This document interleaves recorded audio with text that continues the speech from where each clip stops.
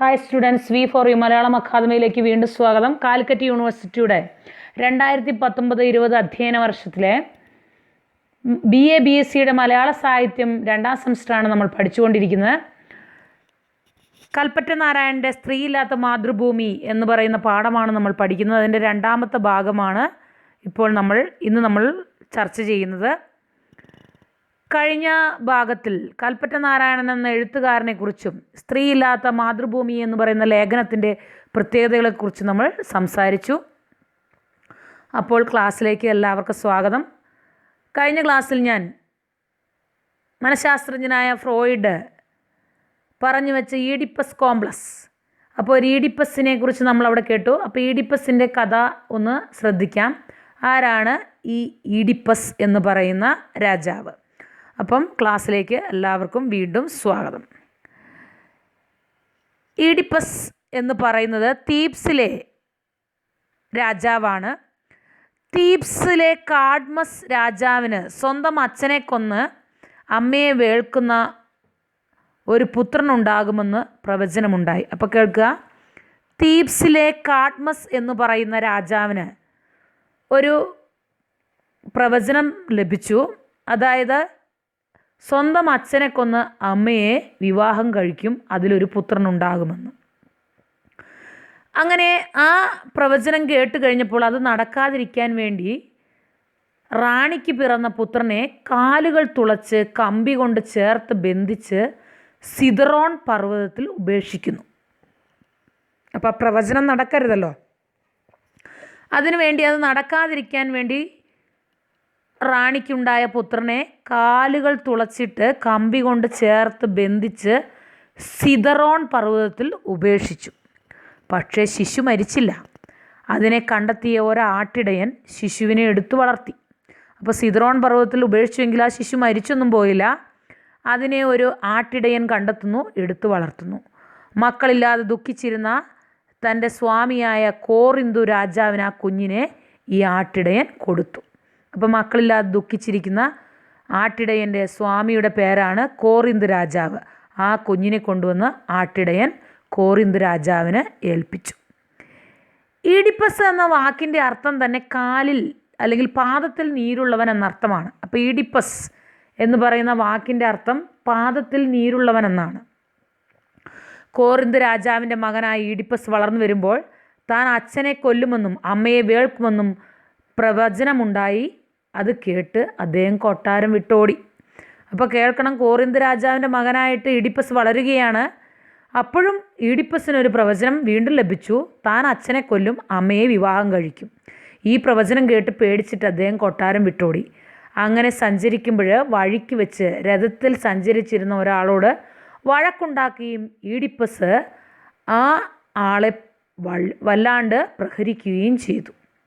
തീർത്ഥയാത്രയ്ക്കെത്തിയ Cadmus രാജാവായിരുന്നു യഥാർത്ഥത്തിൽ ആ രഥത്തിലുണ്ടായിരുന്നു. കേൾക്കണം, അപ്പോൾ ഇങ്ങനെ പേടിച്ച് ഓടുകയാണ്. കോറിന്ത് രാജാവിൻ്റെ വീട്ടിൽ നിന്നും, കോറിന്ത് രാജാവിൻ്റെ കൊട്ടാരത്തിൽ നിന്നും രാജകുമാരൻ പേടിച്ചോടുകയാണ്.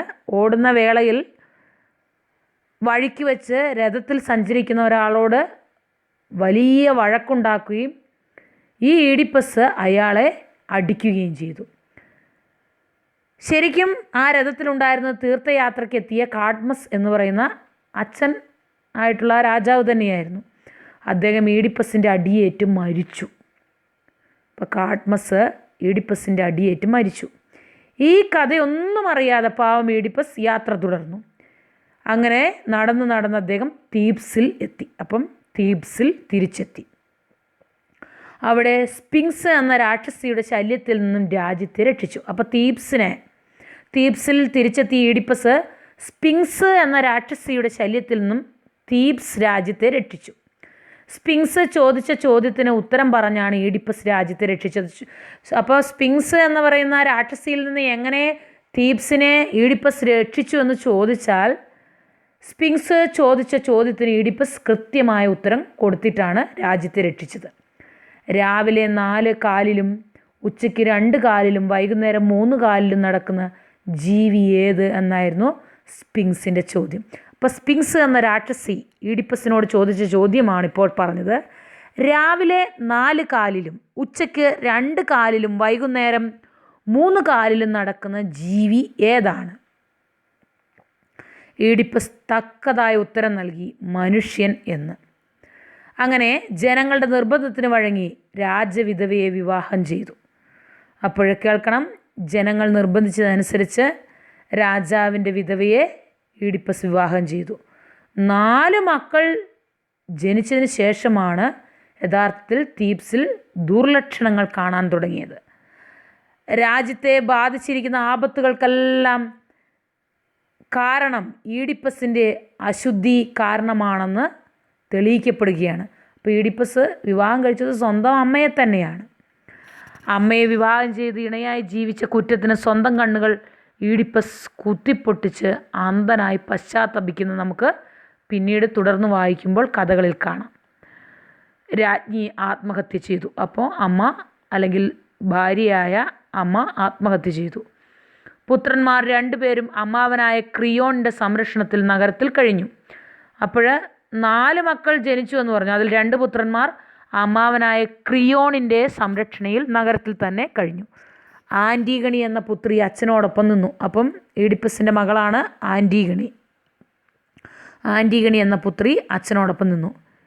ഈഡിപ്പസ് കൊളോണസിൽ വെച്ച് മരിക്കുന്നത് നമുക്ക് കാണാം. അതിനുശേഷം ആണ് ആൻറ്റിഗണി തിരിച്ച് കൊട്ടാരത്തിലേക്ക് വരുന്നത്. അപ്പോൾ ഇതാണ് ഈഡിപ്പസിൻ്റെ കഥ. അപ്പം അതൊന്ന് ശ്രദ്ധിക്കുക. ഈഡിപ്പസിൻ്റെ കഥ എന്താണെന്നാണ് പറഞ്ഞു വെച്ചപ്പോൾ സ്വന്തം അമ്മയെ വിവാഹം കഴിച്ചവനാണ്, അച്ഛനെ കൊന്ന് അമ്മയെ വിവാഹം കഴിച്ചവനാണ് ഈഡിപ്പസ് എന്ന് പറയുന്ന ഈ രാജാവ്. അപ്പം അതിനെ ഫ്രോയിഡ് ഈഡിപ്പസ് കോംപ്ലക്സ് എന്നൊക്കെ പറഞ്ഞ അതുപോലുള്ള മനോരോഗമുള്ള അല്ലെങ്കിൽ ആ ഒരു അവസ്ഥയിൽ വരുന്നവരെ അങ്ങനെ ആധുനിക മനഃശാസ്ത്രം വിലയിരുത്താറുണ്ട്.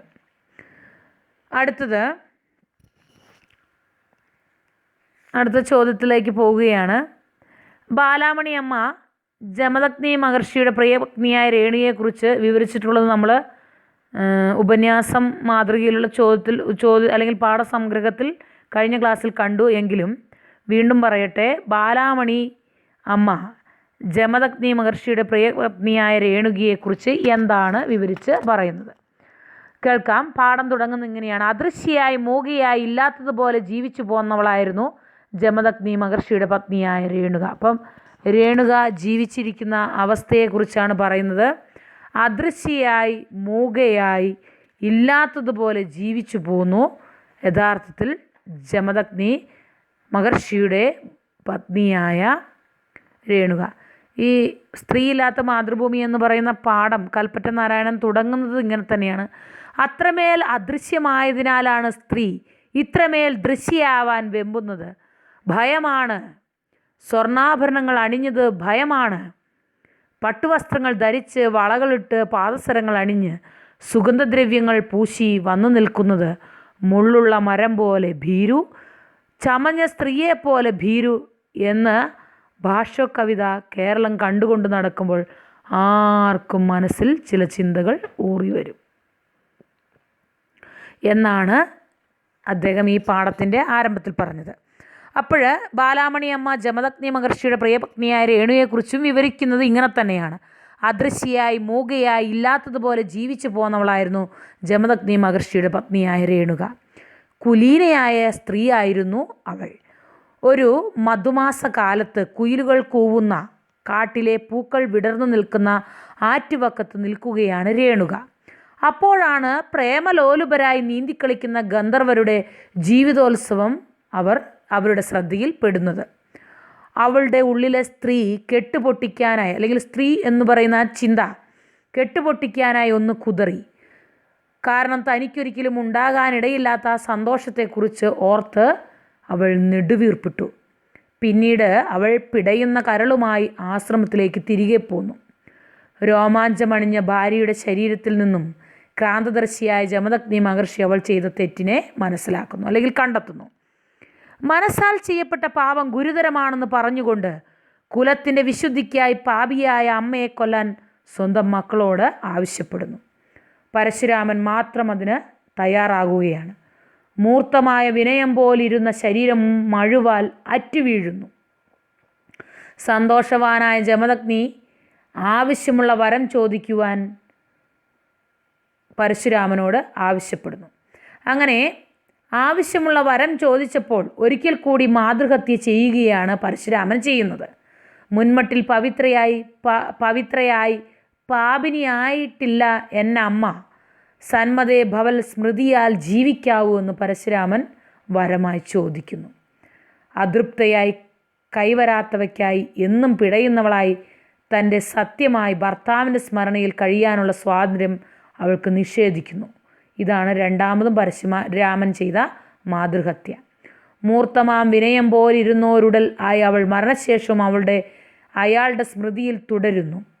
അയാളുടെ ഏകാന്തതയിലൊരു അപരാധബോധമാകാൻ പോലും ആ പാവം രേണുകയ്ക്ക് സാധിച്ചില്ല. യഥാർത്ഥത്തിൽ അവളെ മരണം പോലും അനാവരണം ചെയ്തില്ല എന്നാണ് പറഞ്ഞിരിക്കുന്നത്, അല്ലെങ്കിൽ സ്വീകരിച്ചില്ല. കൊന്നതിൻ്റെ വടുപോലും അവളിൽ ശേഷിച്ചില്ല. ഭർത്തൃമനസ്സിൽ അവൾ കുലീനയായി തുടർന്നും വർത്തിച്ചു. അതാണ് രണ്ടാം പാപമായിട്ട് വരെ പരശുരാമൻ രണ്ടാമതും മാതൃഹത്യ ചെയ്തുവെന്ന് ബാലാമണിയമ്മ മഴുവിൻ്റെ കഥയിൽ പറഞ്ഞു വയ്ക്കുന്നത്. ഇങ്ങനെയാണ് ബാലാമണിയമ്മ ജമദഗ്നി മഹർഷിയുടെ പ്രിയപത്നിയായ രേണുകയെക്കുറിച്ച് കവിതയിൽ വിശദീകരിക്കുന്നത്. അതാണ് സ്ത്രീയില്ലാത്ത മാതൃഭൂമി എന്ന് പറയുന്ന ഈ ലേഖനത്തിൽ കൽപ്പറ്റ നാരായണൻ എടുത്ത് വിവരിക്കുന്നത്. വീണ്ടും അടുത്ത ചോദ്യത്തിലേക്ക് വരികയാണ്. പാഠഭാഗങ്ങൾ ശ്രദ്ധയോടെ വായിക്കണം. പാഠഭാഗങ്ങൾ ശ്രദ്ധയോടെ വായിക്കേണ്ട രീതിയിൽ തന്നെയാണ് യൂണിവേഴ്സിറ്റിയുടെ ചോദ്യവും. പ്രീതനായ പിതാവ് ആവശ്യമുള്ള വരം ചോദിച്ചപ്പോൾ ഒരിക്കൽ കൂടി മാതൃഹത്യ ചെയ്യുകയാണ് പരശുരാമൻ. കേൾക്കണം. അപ്പം മകൻ ചെയ്ത പ്രവൃത്തിയിൽ സംപ്രീതനായ പ്രീതിപ്പെട്ട പിതാവ് ആവശ്യമുള്ള വരം ചോദിക്കുവാൻ പരശുരാമനോട് ആവശ്യപ്പെടുന്നു. അപ്പോൾ പരശുരാമൻ വീണ്ടും ഒരു മാതൃഹത്യ ചെയ്യുകയാണ് എന്ന് ഇവിടെ വിലയിരുത്തുന്നുണ്ട്. ഈ പാഠഭാഗത്തിൽ വിലയിരുത്തുന്നുണ്ട്. എന്താണ് അങ്ങനെ വിലയിരുത്തുന്നതിനുള്ള കാരണം?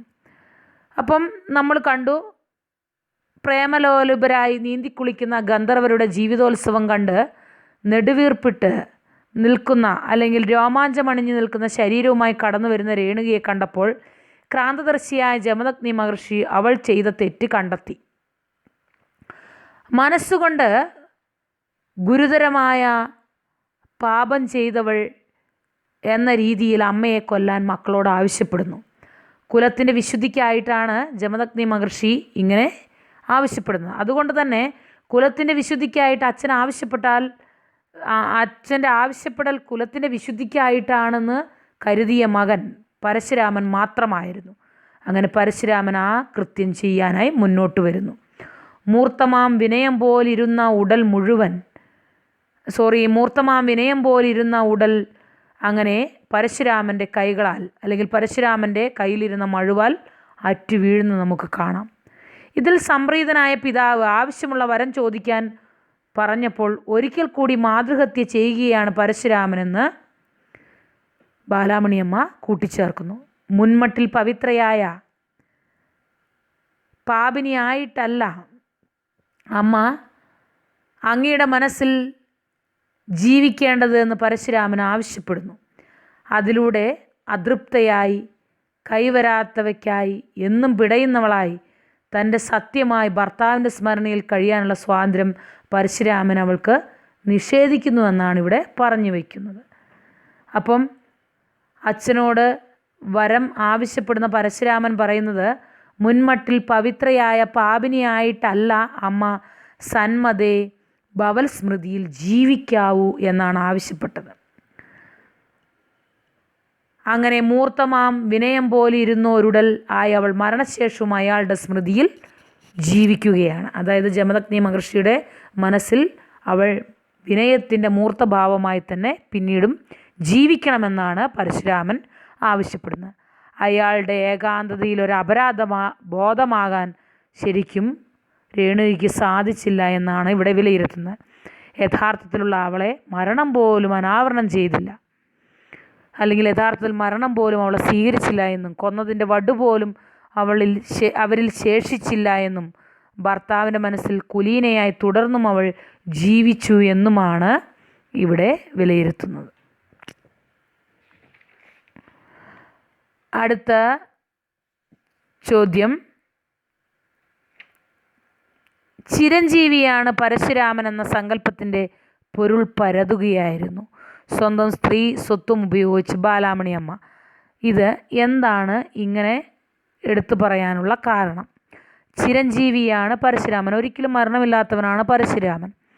ചിരഞ്ജീവിയാണ് പരശുരാമൻ എന്ന സങ്കല്പത്തിൻ്റെ പൊരുൾ ഇവിടെ അർത്ഥം നമുക്കൊന്ന് പരതാം. സ്വന്തം സ്ത്രീ സ്വത്തും ഉപയോഗിച്ച് ബാലാമണി അമ്മ അതിനെ വിശദീകരിക്കുന്നുമുണ്ട്. എന്താണ് അങ്ങനെ? പിതാവായ ജമദഗ്നി മഹർഷി ആവശ്യപ്പെട്ടതനുസരിച്ച് അമ്മ രേണുകയുടെ ശിരസ് പരശുരാമൻ അറുത്തു. അമ്മ ചെയ്ത പാപമായി അച്ഛൻ ചൂണ്ടിക്കാട്ടിയത് യഥാർത്ഥത്തിൽ ഇതാണല്ലോ, നമ്മൾ പറഞ്ഞു വെച്ചത് തന്നെ. ഗന്ധർവരുടെ ജലകേളികൾ കണ്ട് നെടുവീർപ്പിടുകയും രോമാഞ്ചമണിയുകയും ചെയ്തു. മനസ്സാൽ ചെയ്യപ്പെട്ട പാപമേ ഗുരുതരം എന്നായിരുന്നു ജമദഗ്നിയുടെ തീർപ്പ്. രേണുകയാവട്ടെ ഒരു തപസ്വിയുടെ വരണ്ട ജീവിതത്തിൻ്റെ മരവിപ്പ് മുഴുവൻ ഉൾക്കൊണ്ട് ജീവിക്കുന്ന അദൃശ്യയും മൂകയുമായ ഒരു സ്ത്രീയാണ്. അപ്പം അവളുടെ ജീവിതമെന്ന് പറയുന്നത് താനെന്ന ഒരു വ്യക്തി ഈ ലോകത്തിൽ ജീവിച്ചിരിക്കുന്നെന്ന് പോലും മറ്റുള്ളവരെ അറിയിക്കാത്ത അത്രയും വലിയ ജീവിതം, അല്ലെങ്കിൽ അത്രയും വിനയമുള്ള ജീവിതമായിരുന്നു രേണുകയുടേത്. അമ്മയെ കൊന്ന പരശുരാമനോട് വരം ചോദിച്ചു കൊള്ളാൻ ആവശ്യപ്പെട്ട ജമദഗ്നിയോട് മുൻമട്ടിൽ പവിത്രയായ പാപിനിയായിട്ടല്ല അമ്മ അങ്ങയുടെ മനസ്സിൽ ജീവിക്കേണ്ടത് എന്ന് പരശുരാമൻ പറഞ്ഞു വയ്ക്കുന്നു. ഇത് ശരിക്കും രണ്ടാമതൊരിക്കൽ കൂടി അമ്മയെ കൊല്ലുന്നതിന് തുല്യമായിരുന്നു എന്നതാണ് കവി വാക്യം. അതൃപ്തയായി കൈവരാത്ത വകകൾക്കായി, അല്ലെങ്കിൽ കൈവരാത്ത ചില ചിന്തകൾക്കായി, ആഗ്രഹങ്ങൾക്കായി പിടയുന്നവളായി തൻ്റെ സത്യമായി ഭർത്താവിൻ്റെ സ്മരണയിൽ കഴിയാനുള്ള സ്വാതന്ത്ര്യം ഒരു സ്ത്രീ എന്ന നിലയിൽ നിഷേധിക്കപ്പെട്ടു പോയി. ഇവിടെ ജമദഗ്നിയുടെ ഏകാന്തതയിൽ ഒരു അപരാധബോധമാകാൻ പോലും അവളെ പരശുരാമൻ്റെ വരത്തിലൂടെ അവളെ അനുവദിക്കുന്നില്ല, അല്ലെങ്കിൽ പരശുരാമൻ വരം ആവശ്യപ്പെടുന്നതിലൂടെ അമ്മയെ അനുവദിക്കുന്നില്ല. കൊന്നതിൻ്റെ വടുപോലും അവളിൽ ശേഷിച്ചില്ല എന്നാണ് പറഞ്ഞു വയ്ക്കുന്നത്. പിന്നീട് പരശുരാമനെ നമ്മൾ ശ്രദ്ധിക്കുമ്പോൾ തെറ്റുകളിൽ നിന്ന് തെറ്റുകളിലേക്ക് വളർന്ന് മാതൃഹത്താവായ പരശുരാമൻ പാവബോധം കുമിഞ്ഞുകൂടി തനിക്ക് തരണം ചെയ്യാനാവാതെ വന്നപ്പോൾ അമ്മയെ അറുത്തിട്ട ആ മഴു അല്ലെങ്കിൽ പരശു വലിച്ചെറിഞ്ഞു. അത് ചെന്ന് വീണ ഭൂവിഭാഗമാണല്ലോ നമ്മളുടെ കൊച്ചു കേരളം. അപ്പോൾ മഴുമുനയാൽ കരൾ തോറും മുദ്രിതരായവർ എന്ന് കേരളീയരെക്കുറിച്ച് ബാലാമണി അമ്മ എഴുതി ചേർത്തു. മഴുമുനയാൽ കരൾ തോറും മുദ്രിതരായവർ എന്ന് ബാലാമണി അമ്മ എഴുതി. സമൂഹ സ്ത്രീയെ എങ്ങനെയാണ് നിത്യവും ഇല്ലാതാക്കാൻ ശ്രമിക്കുന്നത്? അതിലെ ഹിംസയുടെ ആദ്യം മുതൽ അവസാനം വരെയുള്ള ഒരു കഥയാണ് ചിരഞ്ജീവിയായ പരശുരാമൻ എന്ന സങ്കല്പകഥ. ഇവിടെ പുരുഷന്മാർ കരൾ തോറും മുദ്രിതരായ പരശുരാമന്മാരാണെന്നും സ്ത്രീ സ്വത്തും ഉപയോഗിച്ച് ബാലാമണിയമ്മ ചിരഞ്ജീവിയായ പരശുരാമൻ്റെ പൊരുൾ തേടുകയായിരുന്നു എന്നുമാണ് ഇവിടെ നമ്മൾ ശ്രദ്ധിക്കേണ്ടത്. ശരിക്കും സ്ത്രീയില്ലാത്ത മാതൃഭൂമി എന്ന് പറയുന്നിടത്ത് സ്ത്രീയെ സമൂഹം നിത്യവും ഇല്ലാതാക്കുന്നു എന്ന ചിന്തയ്ക്ക് വളരെ വലിയ പ്രാധാന്യമുണ്ട് എന്നാണ് കൽപ്പറ്റ നാരായണൻ ഇവിടെ വിവക്ഷിക്കുന്നത്. അടുത്ത ചോദ്യത്തിലേക്ക് പോകാം. മലയാളികളുടെ മനസ്സിൽ ഒളിച്ചു വെച്ച വ്യക്തിയാണ് ബാലാമണിയമ്മ എന്ന കൽപ്പറ്റ നാരായണൻ്റെ അഭിപ്രായത്തെ ഒന്ന് വിലയിരുത്തുക. വളരെ ഇമ്പോർട്ടൻ്റ് ആണ്. മലയാള മനസ്സിൽ ഒളിച്ചു വെച്ച വ്യക്തിയാണ് ബാലാമണിയമ്മ. ഇതാണ് കൽപ്പറ്റ നാരായണൻ്റെ അഭിപ്രായം. ഒന്ന് നമുക്ക് വിലയിരുത്താം. മാധവിക്കുട്ടിയുടെ ഏത് കഥയേക്കാളും കവിതയേക്കാളും അകക്കാമ്പ് കൂടുതലുള്ളതാണ് പ്രത്യക്ഷത്തിൽ പരമശാന്തയായി മൂർത്തമാം വിനയം പോലിരുന്നോരുടൽ ആയി മലയാള മനസ്സിൽ ഒളിച്ചു വസിച്ച ബാലാമണിയമ്മയുടെ മഴുവിൻ്റെ കഥ എന്ന അഭിപ്രായമാണ് കൽപ്പറ്റ നാരായണൻ്റേത്. അപ്പോൾ മാതൃത്വത്തിൻ്റെ കവിയത്രിയായ ബാലാമണിയമ്മയുടെ മകളായ മാധവിക്കുട്ടിയുടെ ഏത് കഥയേക്കാളും കവിതയേക്കാളും ഉൾക്കാമ്പ് കൂടിയ രീതിയിലാണ് കാണുമ്പോൾ പ്രത്യക്ഷത്തിൽ പരമശാന്തയായി നിൽക്കുന്ന ബാലാമണിയമ്മയുടെ കവിതകളെല്ലാം തന്നെ. മൂർത്തമായ വിനയമായിരുന്നവൾ എന്നല്ല, അതുപോലിരുന്നവൾ എന്നാണ് ബാലാമണിയമ്മ ജമദഗ്നി പത്നിയെ സൂക്ഷ്മമായി വിശകലനം ചെയ്യുന്നത്. വീണ്ടും കൽപ്പറ്റ നാരായണൻ പറയുന്നു, മാധവിക്കുട്ടിയുടെ പ്രശസ്തമായ കഥകളാണല്ലോ കോലാട്, നെയ്പ്പായസം, മീനാക്ഷിയെടുത്തി എന്നീ കഥകൾ. ഈ കഥകളേക്കാൾ കുറവല്ല ബാലാമണിയമ്മയുടെ വേലക്കാരി എന്ന കവിതയുടെ അല്ലെങ്കിൽ വേലക്കാരി എന്ന കഥയിലെ വേലക്കാരിക്കുണ്ടാകുന്ന അസ്വസ്ഥതയെന്ന് സാഹിത്യ നിരൂപകനായ കൽപ്പറ്റ നാരായണൻ വിലയിരുത്തുന്നു. കുരങ്ങനെ പെറ്റ മാൻപേടയുടെ പരിഭ്രമം അമ്മയുടെ കണ്ണുകളിൽ താൻ കണ്ടിട്ടുണ്ട് എന്ന് മാധവിക്കുട്ടി ബാലാമണിയമ്മയെക്കുറിച്ച് എഴുതി.